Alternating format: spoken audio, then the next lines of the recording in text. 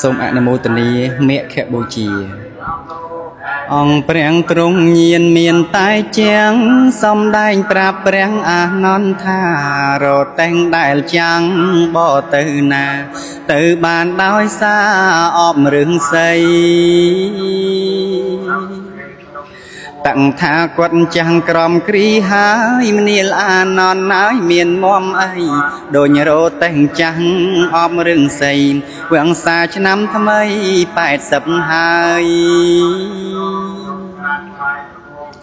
ក្រោយព្រះអានន្ទទ្រង់ចេញផុតពីព្រះសម្ពុទ្ធមិនយូរឡើយក្រោយផនតាហាថ្ងៃត្រង់ហើយមាមិនកន្តើយគាល់សាំងស្ដា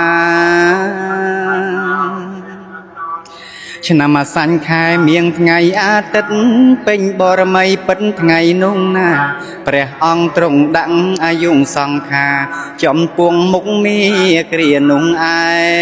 ងនៅនីបាវ៉ាឡាចែកដីក្បែរវេសាល័យក្រៅកំផែងក៏ក្រៅធរណីក្រុមកន្លែងកូលន់ខ្វាត់ខ្វែងផ្ទាល់អាកាសក្រោយមកភិក្ខុជួបជុំគ្នាអង្គព្រះភគវីទ្រង់បានត្រាស់សំដែងគាថាអង្គចាណੰងរំលឹកយ៉ាងច្បាំងត្រាំងឱវាទ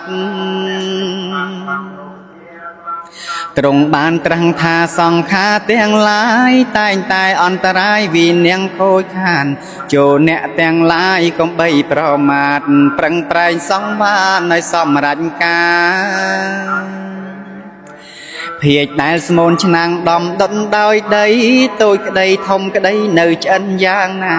ចុងក្រោយរមែងតែងមានកិរិយាបែកធ្លាយធម្មតានឹងជាការពិត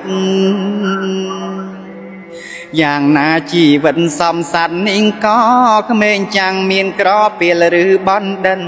ចុងក្រោយរមែងតែងតែស្លាប់ពិតបាត់បង់ជីវិតក៏យ៉ាងនោះដែរជីវិតថាគុណមានប្រមាណតិច